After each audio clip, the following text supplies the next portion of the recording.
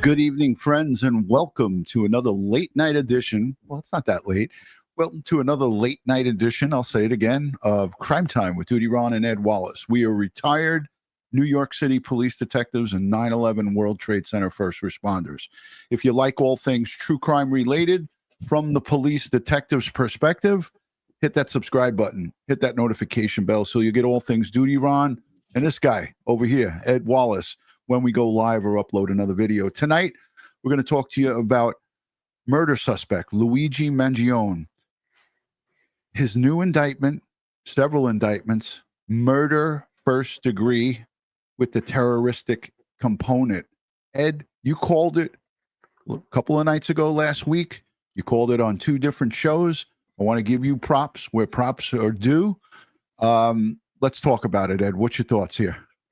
Well, I'm happy to see that DA Bragg actually did it. I didn't think he was going to do it, but I'll give him the props. Kudos to you. You did the right thing, because this is the pure definition of terrorism as spelled out by New York penal law and the federal code of regulations. So, the feds could still step in and take this as a terrorist case as well. But, I'm happy to see it. Honestly, murder one is the charge that he deserves for what he did. Everything about it screams terrorism. I happen to agree. And I knew when you spoke strongly about that, two different shows, you were adamant about it. None of us have faith in DA Alvin Bragg because of his, he doesn't have a tough stance on crime. But in this case, I believe they threw the kitchen sink at defendant Luigi Mangione. Really, a lot of talking heads and a lot of other people still to this day feel that he extended himself too far, and that we'll play a defense attorney from CNN later that says that she believes that Alvin Bragg overcharged. And I totally disagree with her, and I know that you do too.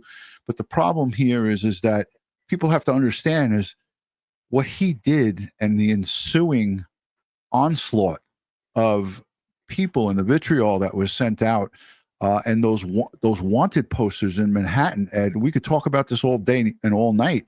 There were CEOs from other major companies with the old wanted, who's next, and there was people who made decks of playing cards. So it really got a lot out of hand. But let's take a listen to this news clip from Fox 5. Those added charges now include an act of terrorism. Fox 5's Michelle Ross live from Lower Manhattan, where the DA and NYPD commissioner just held a press conference. Michelle. Steve, Natasha, Luigi Mangione has officially and formally been charged and indicted for murder, now making the case stronger for the DA's office to extradite him from Pennsylvania, where he's currently being held in state prison. And what makes these charges more interesting is that they include terrorism. Mangione is charged with 1 count of first-degree murder in furtherance of terrorism, 2 counts of second-degree murder, with one of those being charged as killing as an act of terrorism. Now, he's also charged with criminal possession of a weapon and criminal possession of a forged instrument. During the press conference today, the NYPD commissioner blasted those who have hailed Mangione as being a hero. And Mangione's mother filed a missing persons report in San Francisco on November 18th. The NYPD saying today that the sergeant on that case reached out to the FBI, telling them he's working on a missing persons case who bears a resemblance to the NYPD photo that was sent out nationwide. Now, the NYPD has officers embedded with the FBI, and that tip was forwarded to them 45 hours after the incident.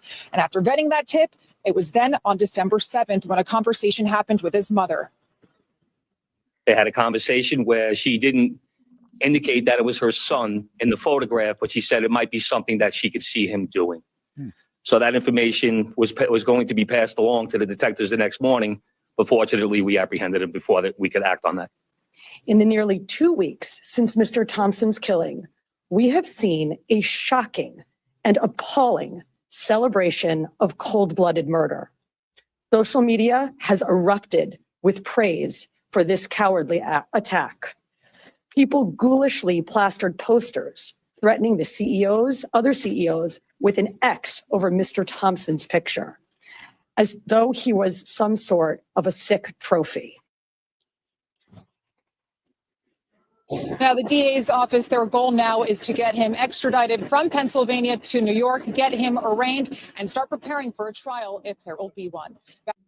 So I want to say I'd like to give credit where credit's due. Also, our good friend, the Sergeant, Amazing Aunt, she predicted that he would be extradited or have an extradition hearing on Thursday. And that, in fact, is what they're reporting, that this Thursday, Luigi Mangione will be extradited back to New York because, as I had said, there's detectives that are embedded on the ground in Altoona, Pennsylvania, waiting for the waiver of the extradition. Ed, I don't know if you have anything to say in regards to that little piece that we played, but I'm going to play a little bit of the press conference, but I wanted to go to you. Yeah, well, I agree wholeheartedly with the commissioner. It makes me sick to my stomach to see people out there hero worshiping this cold-blooded terrorist killer. Okay. This is not the way a civilized society works. This is not how you air your grievances. If you have a beef with an insurance company or any other company, you use the legal system, you hire a lawyer, you go through the process. He wasn't even a member, or his family, a member of this insurance. He targeted this person because he was radicalized at his Ivy League college. And that's another thing, folks. We need to get into these colleges and vet these professors, okay? Because they're indoctrinating our children and turning them into activist terrorists, okay? So that's one aspect of it, all right? The other aspect of this is if you are cheering this guy on, or if you are trying to support this individual, well, guess what? There's another crime that's just for you. It's called supporting a terrorist, okay? And, providing material support to a terrorist. That's a crime. Yeah. Okay. So if those people that ran out and tried to do GoFundMe, and GoFundMe shut them down, and then they went to another avenue, all those people that are funding them can be looked at now, okay, on the federal level for supporting terrorists. So I'd be very careful if you're out there on the internet espousing all of this stuff about this guy being a hero, and this guy is your idol and all of this stuff. Okay. You're going to have the feds knocking at your door. Mm-hmm. So yeah, I believe they sent out a very stern message. We're going to listen to a little bit of this press conference, but well said, Ed. Says Billy Ryan. Hey, Billy, how you doing? Detective from Arson and Explosion, first grade. Billy Ryan, good to see you. And I want to thank the moderators and all the replay viewers, the super chatters, and all the folks who are here and watching replays and, supporting us through the Buy Me a Cup of Coffee app. And all you guys are great. I really, really appreciate you. We got a lot to unpack here tonight. So I just want to ditto what you just said, but I want to add one more thing, because I found the mother's statement very, very shocking. Well, it kind of looks like my son, but I could see him doing this. Yeah. Really? You could see your son doing this? Yeah. Crazy. Okay. And you knew this and you didn't say anything to anybody? Again, don't forget, she hasn't had contact with him for 140 days. So what type of contact did she have prior to that 140? Was he acting irrational? Was he saying crazy things? These are all things that the investigators will get to the bottom of. Right. So and yeah, she should have told the San Francisco police that when she made the missing persons report, that he is capable of doing harm to himself or others. Yeah. We'll see what happens as this case unfolds. 26 years old, this kid is, and he's looking at life without the possibility of parole. And he's looking at that in a couple of different ways, because murder first degree, and then they hit him with 2 murder second degree charges. And one of those second degrees had that terroristic component to it as well. Let's take a listen. I sped this up a little bit and moved it forward. Joseph Kinney, almost every day we're in touch, and his leadership is second to none. And then Deputy Commissioner Rebecca Weiner, who, as I tell her, there are a lot of challenging things happening in the world, and I sleep better at night knowing that she is the Deputy Commissioner in charge of terrorism. The detectives on this out doing the courageous frontline work, Detective Oscar Diaz, Detective Curcio, exemplary, the finest. It wasn't just those of us here in New York.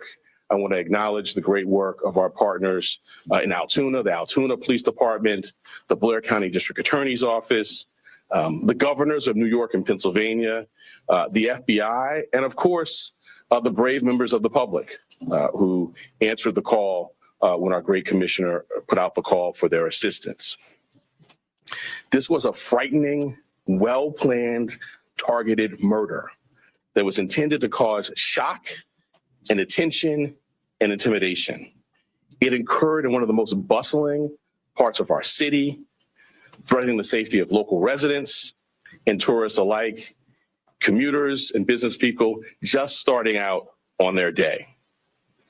Let me say a bit more about the charges. They include 1 count of murder in the first degree as a killing in furtherance of terrorism, 2 counts of murder in the second degree, 1 charging that the killing was done as an act of terrorism, and the second pertaining to the fact that the killing was intentional.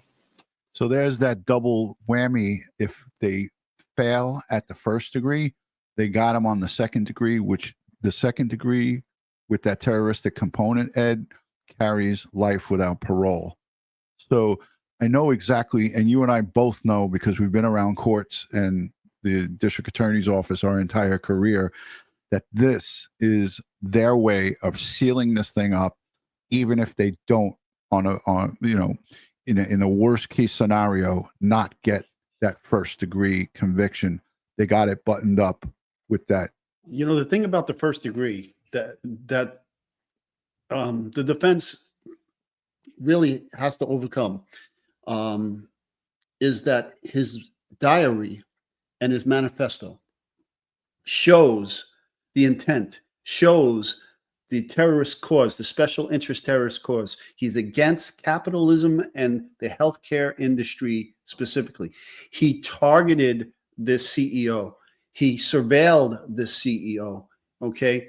He knew his whereabouts. He knew he was going to be attending this. He built the the ghost gun, which is basically a gun handmade, homemade without a serial number, with a suppressor. All of this thing goes to his train of thought at the time, his planning, his execution. Everything there is purposeful. Yeah, his planning and foresight. They're going to lay this out in court, and he goes a little bit further here. So let's take a further listen.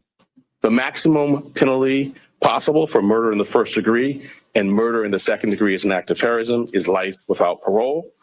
The maximum penalty for murder in the second degree is 25 years to life. There are additional counts as well.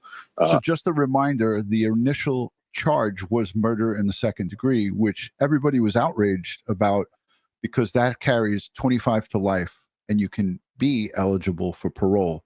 And he just buttoned the whole thing up in that quick little statement by saying that the murder in the first degree, we all know, life without the possibility of parole. Murder in the second degree with the terroristic component added to it is life without the possibility of parole. So the district attorney here, Alvin Bragg, and I'm not a fan, I don't think many of us law enforcers are a fan of his, he's got this thing right. And somebody must have shook him and said, hey, it's time to shit or get off the pot. And I think he did that.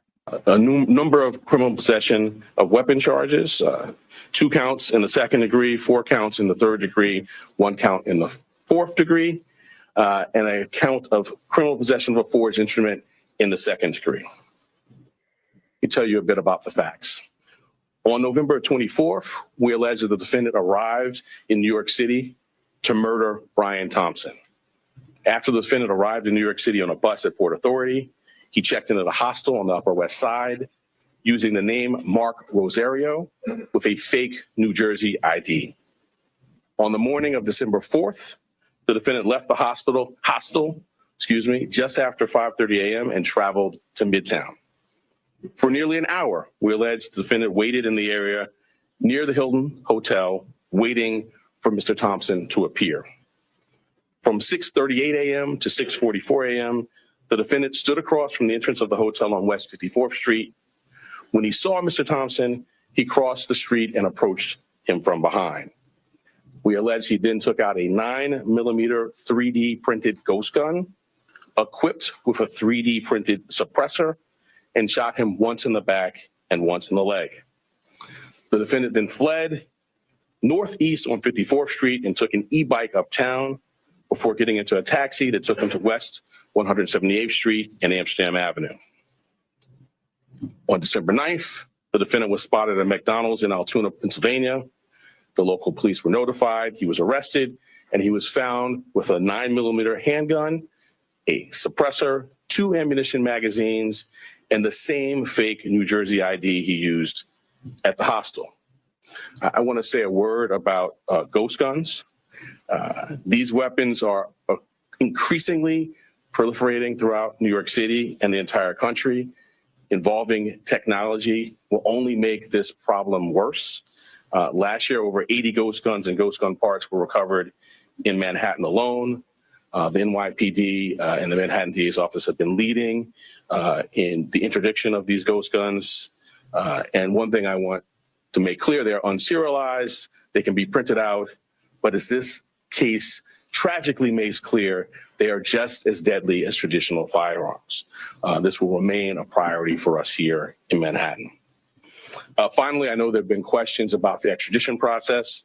The latest that I can offer you is that the defendant is currently scheduled to appear in court in Pennsylvania on Thursday morning, first for a preliminary hearing on his Pennsylvania charges. Immediately to follow that will be an extradition hearing. We have indications that the defendant may waive that hearing, in which case he'd be brought to New York forthwith. In any event, we have been preparing on parallel paths, and before the hearing, we'll send to the governor of the state of New York the paperwork that would be necessary if he does not waive during that hearing. I now want to turn over to our great. So we're going to listen to the police commissioner, but isn't that telling, Ed, the fake ID that he presented at the hostel here in Manhattan when he checked in, he had that on him. Well, he bought it for this attack. Yeah, the ghost gun. Mm-hmm. He made it for this attack. Yeah, the suppressor. Yeah, same thing.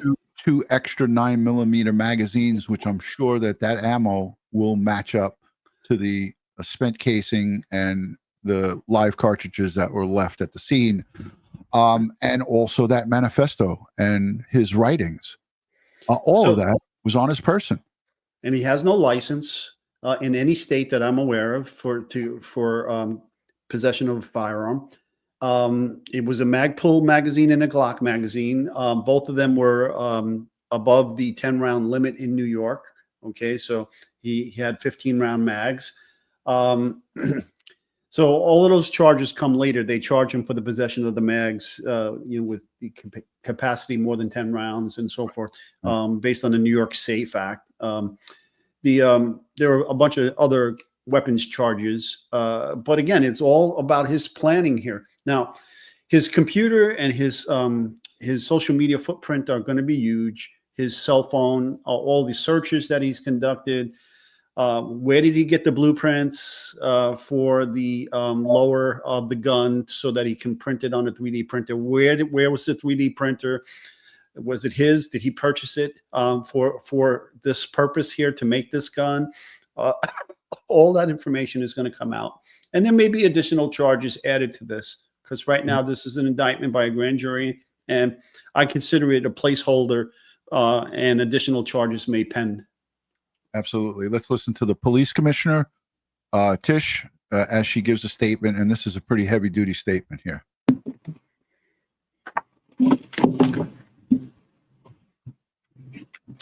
Good afternoon, everyone. The unsealing of today's indictment brings us one step closer to securing justice for Brian Thompson and his family, and affirming the primacy of the rule of law in the city of New York. NYPD detectives worked tirelessly to piece this case together. And along the way, the Manhattan DA's office made sure we had every legal tool available to us. Whether quickly providing subpoenas to assist with our evidence collection, or traveling with us to Altoona, Pennsylvania last week after the apprehension, our partnership made this a successful investigation. So I'd like to thank District Attorney Bragg and his team for their work in bringing this case forward. Part of that work included the relentless collection and analysis of surveillance video by our detectives, which ultimately produced a clear image of our suspect. That image was shared far and wide through the media, and thanks to an observant McDonald's customer and the employee who alerted the police, Mr. Mangione was quickly brought into custody. This outcome is why we always emphasize the critical role of the public in our public safety mission. So again, I want to thank everyone who saw something, said something, and did something. That is why we have a suspect in custody today.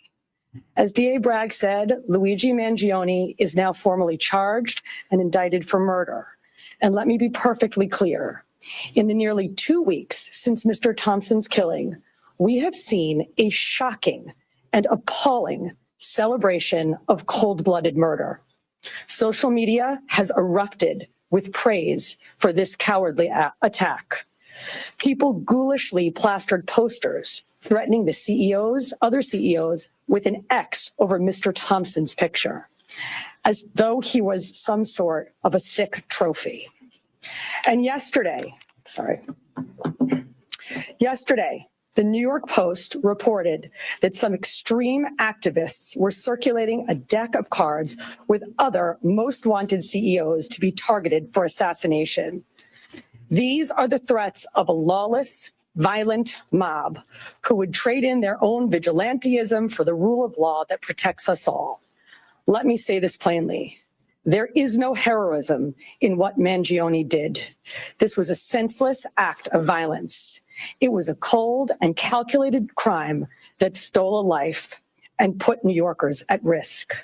We don't celebrate murders, and we don't lionize the killing of anyone.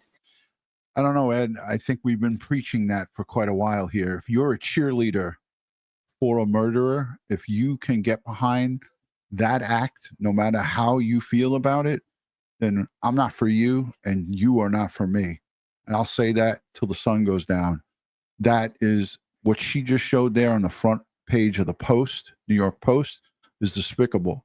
Any person that can get behind that and cheerlead on somebody like Luigi Mangione, you are definitely not for me. That is for sure. And I say that with extreme conviction. And I know you do too, Ed. Yeah, you shouldn't be on our channel. You should seek life elsewhere. Yeah, and seek mental health counseling. Absolutely, get help. And I mean that sincerely. Yeah. Any attempt to rationalize this is vile, reckless, and offensive to our deeply held principles of justice. Now, as we await the extradition process in Pennsylvania to complete, we continue our public safety work here at home. That includes our focus on the growing threat of ghost guns, one of which was used in this attack. The NYPD remains committed to tracking down and removing these untraceable weapons from our streets. And we will do that work hand in hand with District Attorney Bragg here in Manhattan and in every other borough to ensure that those who possess, distribute, and use these weapons are held fully accountable.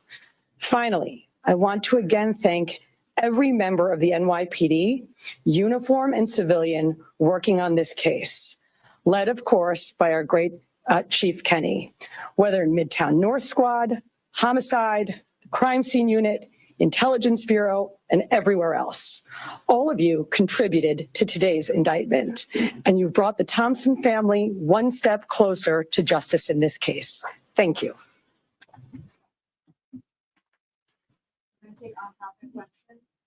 I love that they put that up, his inmate number. That's in Altoona, Pennsylvania. He will be extradited this week. And Ed, we talked about the speculation of how he'll be brought back. That won't be spoken about by the NYPD, but at the same time, we are going to see him back here, the most quick and safest mode of transportation, whether that be by a vehicle or, it's a 300-mile ride. we have aviation who could put him in a helicopter and fly him in here in a matter of time. A matter of no time. Mhm. I don't know.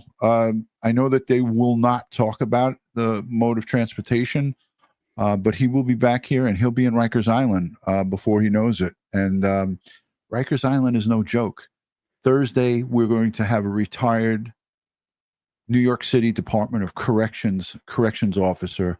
He's going to be joining us to talk about the housing for Luigi Mangione and what he's in for. And it's going to be interesting because I interacted with this corrections officer on a regular basis, day in and day out, when I lodged my prisoners in Rikers Island.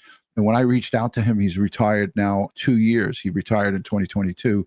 He said, you know what, Ron, I don't like to do shows, but I'm going to come on to do this one because this guy is a real piece of, you know what.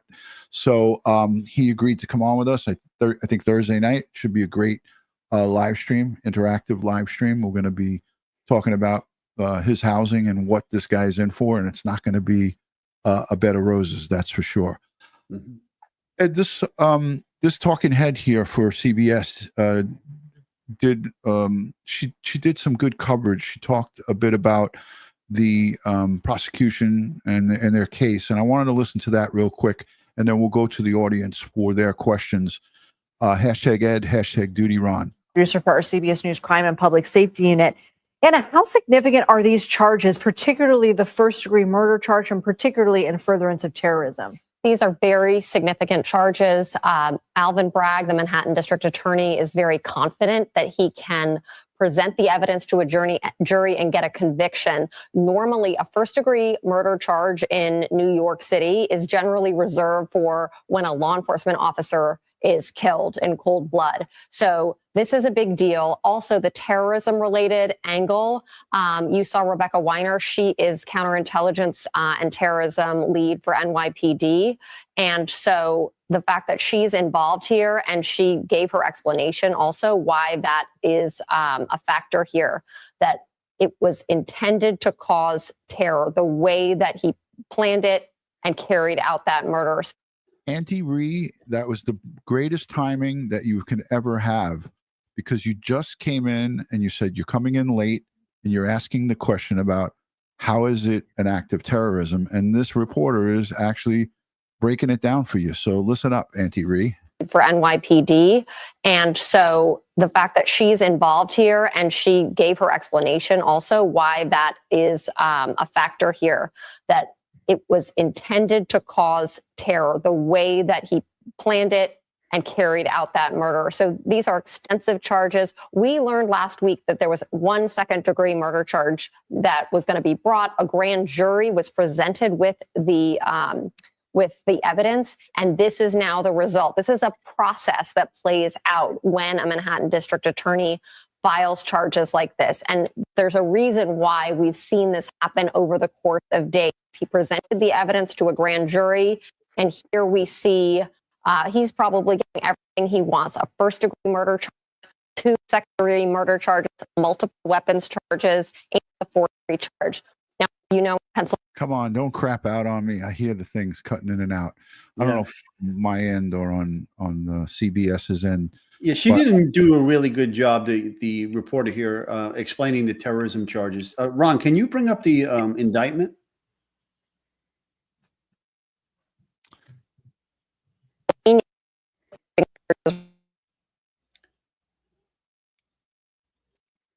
Damn it.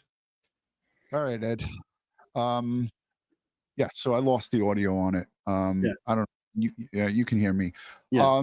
We could talk a little bit more about this. I mean, look. Can you bring up the indictment?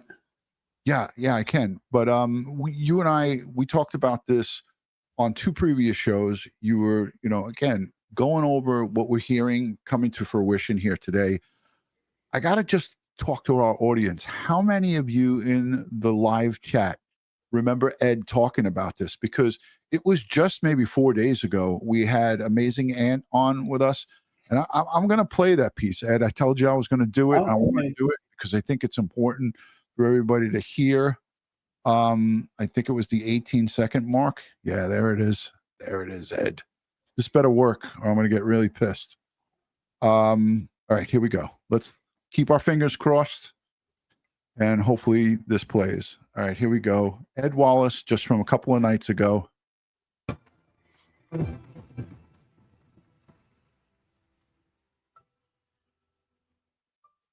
What we're looking at here is what's known as special interest domestic terrorist, type of terrorism that focuses on specific issues or causes rather than a broader political or religious. Right now, they're charging him with murder 2, but I believe he should be charged with murder 1. Now, there have been those lawyers on the internet and talking heads on television shows saying, well, he doesn't qualify for murder 1. And I disagree. I believe the case should actually be taken away from the Manhattan District Attorney, and he should be charged. That is special interest terrorism is a type of terrorism that focuses on specific issues or causes rather than a broader political or religious social change. Ed, you hit it right on the head. You hit the nail right on the head.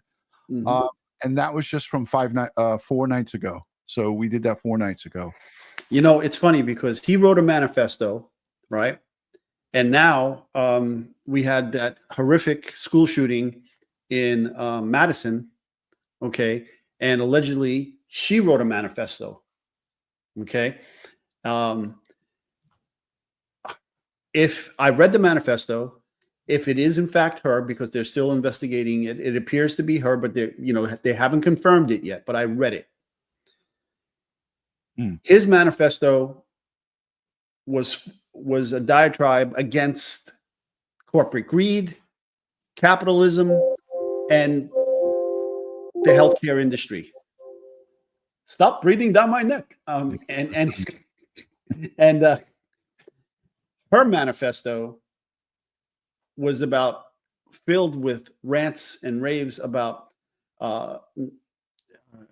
filled with mental illness. Okay, she hated men and she said, well, men from infants to senior citizens, are a waste of skin and life and so forth, and should be killed. She said they had to be exterminated.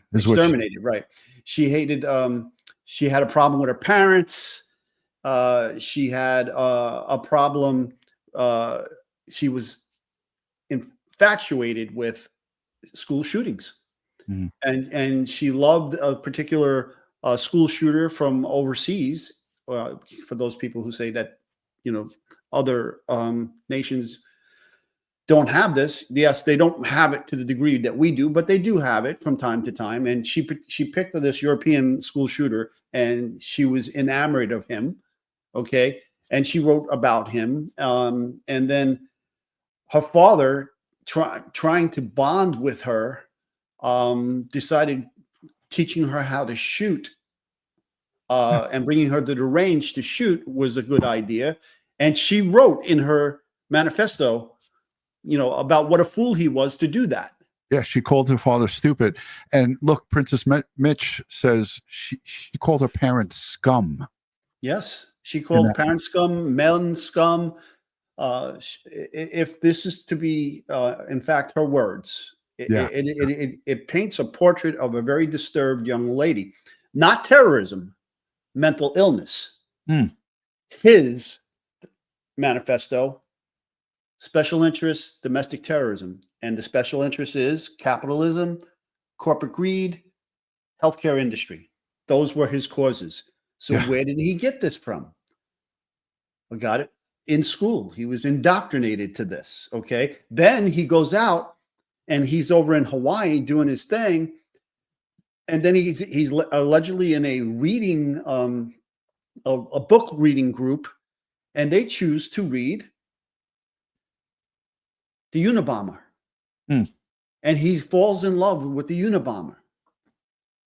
And he idolizes the Unabomber. Sad. Really sad. Yeah. So here it is. Yeah. This is murder 1 in the first degree.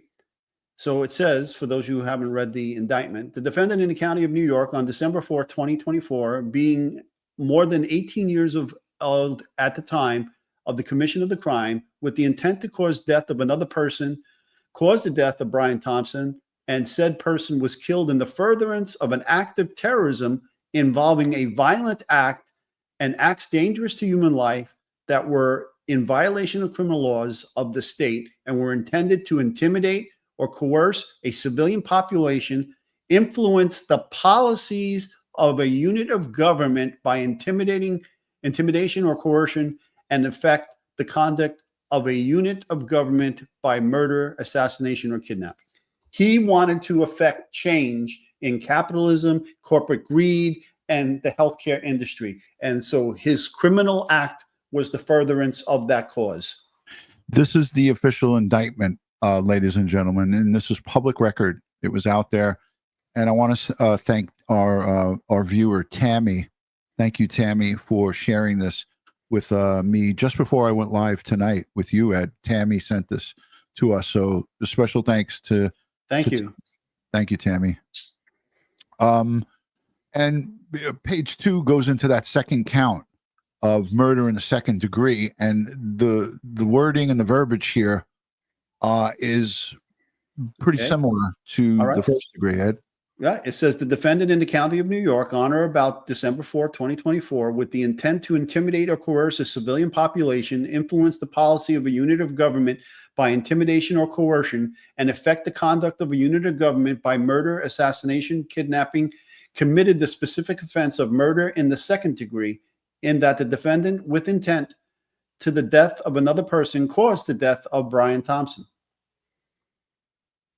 So that second degree murder charge with this special component in there, the terrorism component, which is highlighted right up here, violation of penal law 125.25 subdivision 1 and 490.25, that would effectively give the district attorney's office and the prosecutor the,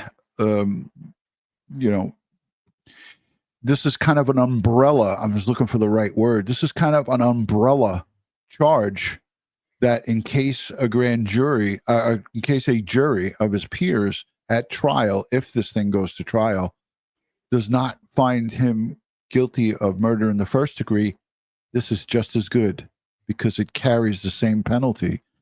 If convicted of murder in the second degree with this terrorism component, he gets life without the possibility of parole. So the third count goes on for the murder second degree, and that's what he was initially charged with, and that was the murder warrant that they dropped in Altoona, Pennsylvania on him to hold him there. And then the fourth count, Ed, goes into the criminal possession of a weapon in the second degree, and they talk about an armed felon committed as follows, and it just goes into the same crime. Jeff, you got something up on the screen? Yes, Jeff. I hope it goes federal because with the federal terrorism charges, now the death penalty comes into play. Right. Okay. Just like Timothy McVeigh and the Sign-Off brothers in the Boston bombing. Okay. They were eligible for the death penalty. And Timothy McVeigh was in fact executed for his terrorism act. Oh, by the way, Jeff, thank you for the summer sausage and the gifts that you sent my way. Thank you for our friend in New Hampshire for my hat. Faith. Yes. Faith. Thank you. Our good friend is in the chat. Not only is Scotty Wagner, I also saw Scotty Wagner and Billy Ryan. So Billy Scotty Ryan, from Housing. Good to see you, Scott. Thank you for being here, and thank you for all that you do. Retired NYPD detective as well. Dorothy says he was radicalized in Hawaii at the Surf Break Housing /club. No doubt someone helped him. You know, I've read numerous studies. There's a lot of socialist activities in Hawaii. Okay, and a lot of investigations coming out of there. That said, that's definitely a possibility, and that's why a deep dive into his computer, his online, his emails, his texts, his searches, any communications with these people going back and forth, whether he was using encrypted services like WhatsApp or so forth, are crucial. Yeah, yeah. So he's got, I believe, how many counts? Is it 11 counts? I think my memory said, yeah, 11 counts. So this is an 11 count indictment. The grand jury was summoned, and in addition to the weapons, the murder, first degree, murder second degree times 2. The fourth count is criminal possession of a weapon in the second degree. Fifth count, criminal possession of a weapon in the second degree again. That's for, I believe, the suppressor, right, Ed? Mm-hmm. Seventh count, criminal possession of a weapon in the third degree. This was for the silencer, so it wasn't the second degree. Count 8, criminal possession of a weapon in the third degree for the ammunition, large capacity magazine with the words Glock on it. I have several of those legally obtained and had on person. Ninth count, grand jury, criminal possession of a weapon in the third degree, and that's for, again, the large magazine with the mag pull, as you had described, Ed, in the conversation we had previously. Count 10, criminal possession of a weapon in the fourth degree. It was for the ghost gun, possession of the ghost gun. And count 11, criminal possession of a forged instrument in the second degree. And that is for the New Jersey State driver's license. Poor Mark Rosario, whoever he is, that guy is probably not too happy about having his ID cloned by this alleged murderer. Let's go to the chat, Ed, because this was again 11-page indictment. Alvin Bragg signed it, district attorney. The audience has got a lot of questions for us, Ed, and I know that you like to scan the chat. So hashtag Ed, hashtag Dutyron. Will 411, what? Dutyron's got a Glock? I never would have guessed that. Maybe I have 1 or 5. There you go. Hey, Will, good to see you. Thanks for the support. Thank you for being here. So let's see. Katina is here.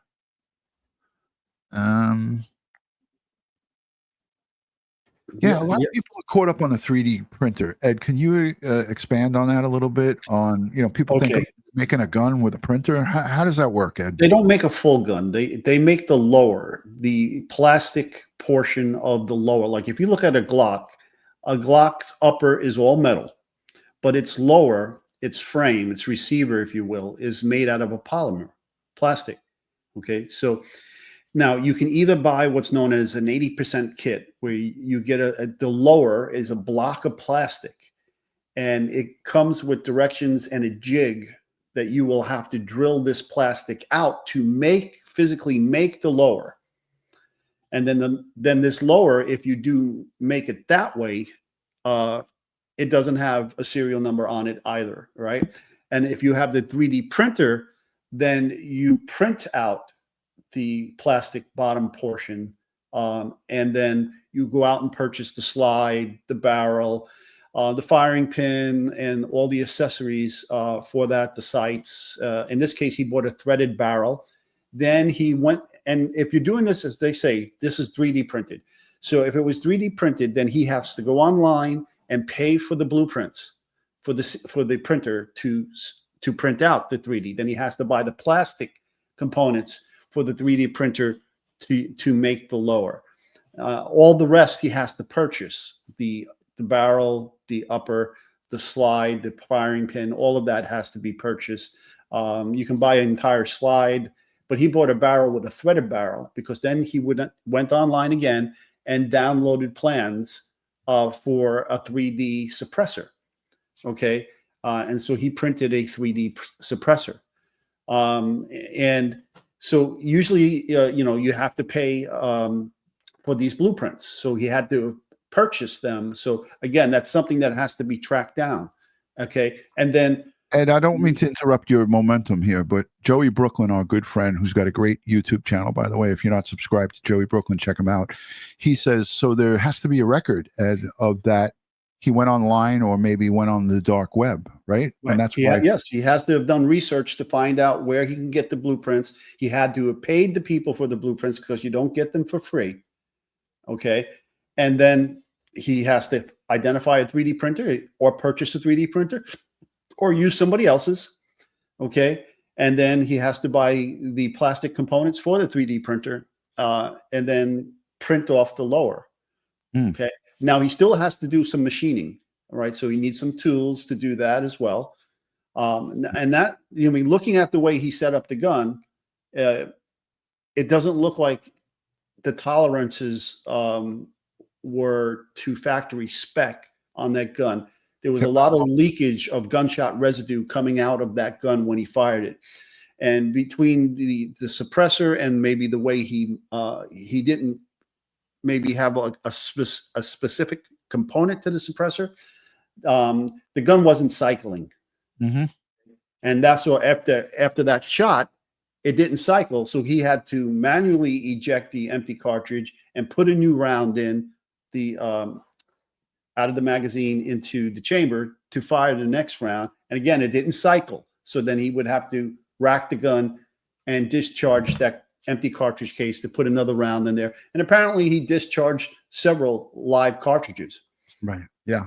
Yeah. We saw that happen. And we know from the reports that there was 3 live cartridges at the scene and 3 spent shells, spent cartridges.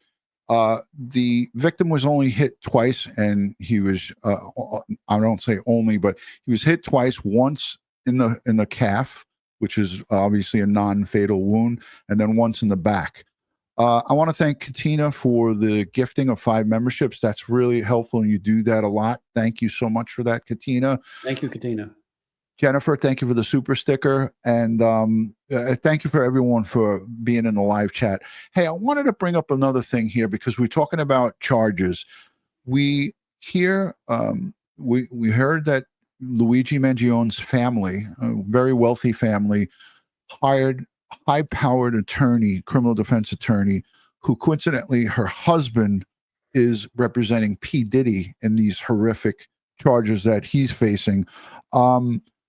Karen Friedman, she is a CNN talking head, or was a CNN talking head up until she got this case. And she did a video with, who is this guy? Why is his name slipping from me? He's Gloria Vanderbilt's son. There you go. I've got a brain fart, but it doesn't really matter because I'm not a fan of CNN anyways. But this is the deleted video of Karen Friedman talking with, what's his name? I'm having a brain fart myself. Extradition is a All right, she's talking about Cooper. Anderson Cooper. It sucks getting old. Anderson Cooper. Hold on a second. Pardon my French, but you're an asshole. Thank you, Cameron. I'm an asshole. Yeah, that's me. This is her speaking to Anderson Cooper prior to taking on this case. This was deleted from CNN, and I want to thank Tammy. Tammy, again, she's coming through with the goods for us. So she grabbed this from the Wayback Machine, and she is talking to Anderson Cooper about defense strategies. Listen up, folks. Well, extradition is a very perfunctory process that happens every day all across the country, because otherwise any fugitive, after they commit a crime, could just go to another state and not be prosecuted. So this happens all the time. The next thing that happens is you fill out a form, you get what's called a governor's warrant by the governor of New York, who requests from the governor of Pennsylvania that he be brought here.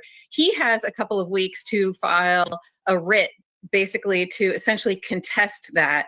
And that will trigger a hearing. And at the hearing, the prosecutors will have to put forth some of their. I just want to say, no good defense attorney fights extradition because they know that in 30 to 45 days, a governor's warrant will be issued and you'll lose. So it's just keeping your client locked up in a outside prison in Pennsylvania when he's got a lot larger fish to fry in New York County, in Manhattan. So I'll stand by this, and I'm not a professional, I'm not an attorney, but it's moronic to keep a client and fight extradition when you're not going to win. There's nothing, and it only gave us the advantage of time to do more forensic testing, more computer forensics. It just was a win for the prosecution and the investigators, in my opinion. How about you, Ed? Yeah, I hear what you're saying. But there's been some high profile cases where, Julian Assange, he fought extradition from London and so forth, and he was going to kind of give him safe. United States. Yeah. That's different. You know what I mean? Yeah. You're outside the country. Maybe I could see that coming into play. But this guy isn't just. He's in the tri-state area. He's in the surrounding state. It's not like he was in Hawaii or outside of the country and in the UK, like you say. I just thought that this attorney Dickey that was representing him was a moron to keep him there and to have him fight, because what you saw is exactly what I predicted. In a couple of days or a week, he had a change of heart because he realized, what am I doing here?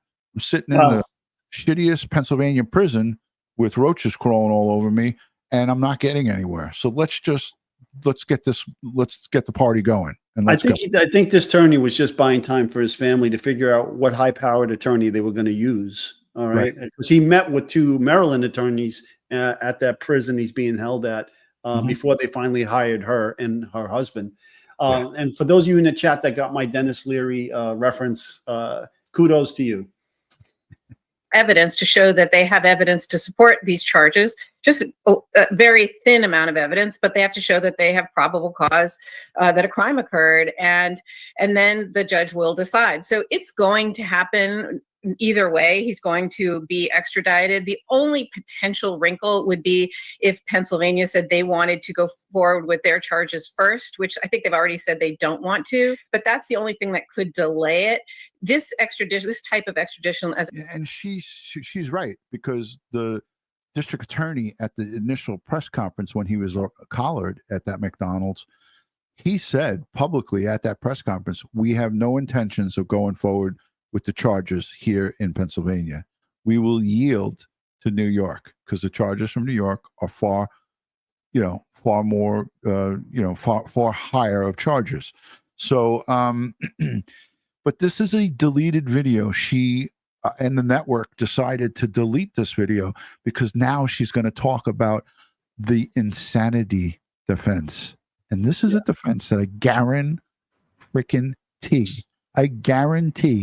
Let me put myself on so everybody could see me. I guarantee she's going to try it. That's her specialty. She created mental health court in Manhattan when she was a district attorney. So she knows the halls of all of the courthouses. She knows all the judges. She knows all the attorneys. She knows everything about the process there. She spent, I think, 8 years in Manhattan as the chief prosecutor. I say this a lot. There's a fine line between genius and madman. Right. Exactly. Let's listen in. They said is very common, and I don't foresee any issue with that at the end of the day. Chief Corey, I mean, we mentioned investigators also looking to this notebook from the suspect. He references the UnitedHealthcare conference. He had a to-do list on task to facilitate a murder. Something like that, how does that impact investigation? Yeah, so I think that's one of the things that the investigators are going to start looking at now. Like Jonathan said, right now the urgency has stopped, right? The suspect is in custody. Now the detectives have to work to put a case together. And a couple of the things that they're going to want to know is how long was he planning it? Where did he get some of the information that he had? How did he know that the victim was going to be where he was at that specific time? Had he been surveilling him? How long had that surveillance go on? And also, what has he been doing since he left New York City? About an hour after the murder, he was out of New York City. So where has he been for the last several days? With bail, saying that in Pennsylvania, most crimes are a bailable offense. Is it unusual that he was denied bail in this case? I don't know that he would have any chance at bail. Certainly when he comes to New York, I can assure you a judge is not going to set bail. So that could be one of the reasons he's fighting extradition, is to try to see if Pennsylvania, that typically does set bail, might give him an opportunity to be released here, because he's going to be in for not with a murder charge dropped on him there was a detainer from New York City for murder, second degree. And he's a flight risk. This is but Ed, this is what blows my mind is that somebody of her, she's a smart criminal defense attorney. She's a high-powered, she's a former district attorney. This makes me 100% know that she's doing this just for shock value or just for value of getting people. What? He was waiting to get out in Pennsylvania? How could he get out? She should be saying there's no possible way in hell that he's getting out because he has a murder second degree detainer on him from New York City. You're not going to be granted bail, period. End of story. Yeah, and he had his passport on him. He had $8,000 in cash and American dollars and another $2,000 in a foreign currency. So he's a flight risk. He's not going anywhere. False IDs. Come on. Very long time. This case is going to take quite a while to go to be released here because he's going to be in for a very long time. This case is going to take quite a while to go to an ultimate trial. And I agree with much of what everybody is saying, but I think one thing I want to point out is it looks to me like there might be a not guilty by reason of insanity defense that they're going to be thinking about because the evidence is going to be so overwhelming that he did what he did. And I hear what you're saying about being radicalized. I hear what you guys are saying, but as a former prosecutor in that office, I would be concerned that you have someone who was a valedictorian of his class. He was brilliant his whole life. He comes from this great family. I mean, something changed, right? Significantly, something changed. And they're going to, I think, potentially have a not guilty by reason of insanity. Please. All right. I had to play well, that. She deleted that video. She predicted her own defense. Yeah. Urban Infidel, what are the chances the perp will take a plea? He's not going to get a plea. He won't be offered a plea, period. And here's another thing. What if he doesn't cooperate with her and her wanting to use insanity defense? Mm-hmm. And he said, no, I'm not doing that. I'm not sitting down with your psychologist. I'm not sitting down. I'm not speaking to your, whatever. I'm not doing that. Yeah, this was before she was retained by the family. She was a paid commentator on CNN. So this video does not exist anymore. And the reason we have it is through our friend Tammy, who went on the Wayback Machine, and she was able to extract this video from going back in time and pulling it out. And it's also heavily edited as well. So CNN took the time to edit out some parts of this video because you see it jumping there. And it's troubling to me, to say the least. Did you know that she made the request for them to take that video down because now she's representing Luigi Mangione? And interesting. I'll be real interested to see what her angle is with this and how she defends her client. Let's go to the questions in the chat because we got to wrap it up.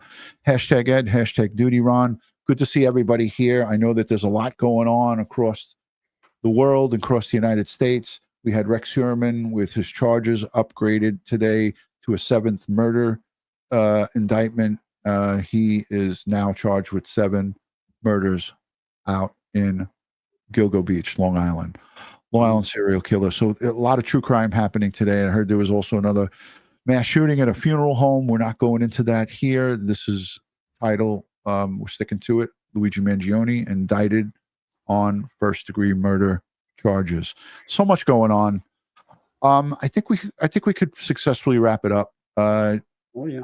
I don't see many questions, but Ed, I was just so happy and to see you today, and I appreciate you coming out to the office, having a little bit of a lunch. I know it was a little short and not as relaxed as we usually do, but it was great to see you. And great to see you too, my brother. Yeah, break bread with you, Ed Wallace. I got some pictures. I'll post them up on the members only portion. Where can I purchase the cap Ed is wearing? It was a gift. It was a gift. It was a gift for one of our viewers, from one of our subscribers. So I'm not quite sure where we could get that from. If anybody knows, let us know. Let's see, let's see. I love that it's got the American I flag. got a barcode SKU number. If you want to copy this down and then do a search on the internet. They want to know where your LSU hat is, Ed. Where's my LSU hat? It's upstairs in my closet. I'm not happy with LSU football this year. Okay. Yeah. Scotty Wagner says the only way for her to go is with Luigi is the insanity defense because of the use of pain meds, and we talked about that the last time. He was in excruciating pain and probably was prescribed heavy narcotics, maybe oxycodone and so forth. We don't know what he's been prescribed. We don't know. We don't know. Right? That was just an assumption. Usually, like I currently have a pinched nerve in my neck and a bulging disc, and so the first round of treatment is physical therapy. Okay, the second round of treatment is a cortisone injection. The third and last hope to resolve some of these issues is surgery. Right. And I am not doing pain management by oxycodone or any other those drugs. I'll definitely do a cortisone shot, but I won't do the other stuff. Exactly. But everyone has their own way that they tackle this stuff. And we don't know what he was taking, whatever he was prescribed, that's going to be able to subpoena that and get access to it. The defense definitely will be able to get access to it. Once he went into the prison, that information should have been gleaned on his intake. Yeah. Even weed can cause psychosis, says and schizophrenia. Yeah. All right. Yeah. Because in his writings, he says he's the only one that can solve this problem. And this was his choice of how to solve this problem. Right. LA's in the chat. Good to see you. LA, Katina, we love you. Darlene Wolf is here, former EMT. Thank you for always supporting law enforcement. Beamer 650. Mac Randall Jr., I just mailed your pen out. I'm sorry it took me so long. I want to thank everybody. This is live stream number 3 of the day. I did one in the morning and then another one for the press conference for Rex Heuermann. And here we are, round 3 with Ed Wallace. So thank you, Ed, for taking out the time to do this update. And I'm going to, again, we're going to look forward to Thursday. That's going to be the New York City Department of Corrections, retired corrections officer. He's going to go over care and housing for Luigi Mangione. What is he in for? And the interesting thing is when I had the conversation with this former correction officer, he just retired. Like I said, 2 years ago, he said, this guy is going to have a big problem. And I said, why? He said, because he comes from money and all of the gang members that are in Rikers Island, they know. And they're going to look to extort him and get him to put money on their books and threaten him and all of that stuff. And I said, the correction officers can't stop that. And he goes, nope, we can't stop it because they can yell. In Rikers, it's not like what you would think where you have private. He'll be in a private cell. He'll be by himself. He'll be segregated. But they're going to be able to yell to him. And it's going to go on all night. It's going to go on all day. He's in for a rude awakening when he gets to Rikers Island, the big house, as they call it, Ed, right? Yeah. Yeah. It'd be shocking for him. It'd be shocking. It'd be totally different than what he's dealing with in Pennsylvania. Oh, yeah. And that Pennsylvania jail is old and really decrepit. So, and apparently you can hold a press conference with the inmates while they're still inside, yelling out you from the windows while you're reporting in the street. Crazy. Ed, so if you could find the SKU on the hat, I'll put it in the comment section. Okay. I have one upstairs too because I got one as well. I have it as 837-14-00501. And then there's another thing here that you might want to Google this. It says CAP, all capital letters, CAP hyphen or dash K9 corpse, corpse, CORPS. Okay. Try that, and you should be able to find a hat on Amazon. Excellent. Here's a question from Deco Paint and Tea. Hashtag Dutyron or Ed. Can they move him out of state after conviction? No, not in New York. No, he's going to go, if he gets convicted, which we feel that he will, upon conviction, within 30 days, he'll be moved from Rikers Island to a state correctional facility, and he'll go upstate New York, to a state correction facility, and he won't be moved out of state. He'll be in New York State. Elmira, Attica, any number of those. And they're all shitty prisons because they're old, from the 70s and 80s. I've been to them. I've been to almost every prison in the state of New York. So they're all, as we would say, shitholes. They're nasty. I've been inside them. I've waited hours sometimes to get prisoners to come out, with the counts and all the things that they do. But couldn't have happened to a better person. Prison's not supposed to be nice. Jail is not supposed to be nice. Anyways, on behalf of Crime Time with Dutyron and Ed Wallace, we want to thank you for joining us. We appreciate everybody being here and being respectful in the chat. If you have a difference of opinion, as long as you say it respectfully, you're welcome to do it here. But if you're going to cheerlead for any, not just this case, but any case, we saw it with Wade Wilson. He murdered 2 women in Florida, innocent women. And there still is these fangirls, and people were sending him hundreds of dollars, thousands of dollars. He's got over, at one point, $100,000 in a GoFundMe, in a Fundly account. Those are people, and I keep saying it, that need to seek mental health counseling. If you support someone who takes another human being's life intentionally, you got problems, big problems. Ed Wallace, what is it? Okay. If cats had thumbs, yes. Ed Wallace's ballistics process the same way with plastic guns. The guns are not entirely plastic, okay? Only the lower portion is plastic. And so to direct to your question, yes, they are processed the same way. Yeah, there you go. Thank you for catching that, Ed. Some of these questions come in quickly, and then the chat goes by fast. All right, guys, good night from New York City. And again, sending prayer, strength, and positive vibes to the Thompson family and everybody affected by this horrific murder, and to the prosecutors and everyone that's taxed with serving justice for the victims and his families. We're sending strength. Ed, I know you always got something to say at the end of the live stream, so let's do it. Oh, wait a minute. I just wanted to add something else. Holy shit. About the drones. Oh, boy. I don't know if everybody's hearing about the drones, right, folks? You're hearing about the drones. Well, guess what? My neighbor called me up tonight in a panic saying, Ed, there are drones over our houses. And I run outside and I meet him outside. And sure enough, there are 3 drones over our houses.